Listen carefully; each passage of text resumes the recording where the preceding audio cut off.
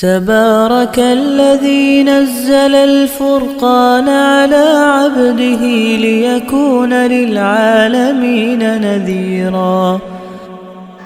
اسلامی تاریخ، عربوں کی اخلاقی حالت۔ رسول اللہ صلی اللہ علیہ وسلم سے پہلے عربوں کی اخلاقی حالت بہت زیادہ بگڑ چکی تھی۔ ظلم و ستم، چوری اور ڈاکہ زنی، زناکاری اور بدکاری بالکل عام تھی۔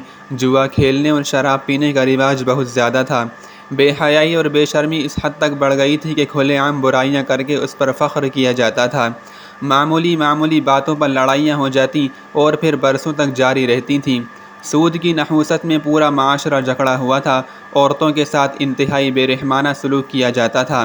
انہیں میراث میں حصہ نہیں دیا جاتا تھا اور لڑکیوں کی پیدائش کو اپنے لیے ذلت اور رسوائی کا سبب سمجھ کر بعض قبیلے والے اپنے ہی ہاتھوں زندہ دفن کر دیا کرتے تھے۔ کمزوروں، یتیموں اور بے کسوں کے ساتھ بڑی ناانصافی برتی جاتی تھی اور ان کے حقوق کو پامال کیا جاتا تھا۔ اس طرح کی اور بھی بہت سی برائیاں ان میں رواج پا چکی تھیں۔ تبارك الذي نزل الفرقان على عبده ليكون للعالمين نذيرا۔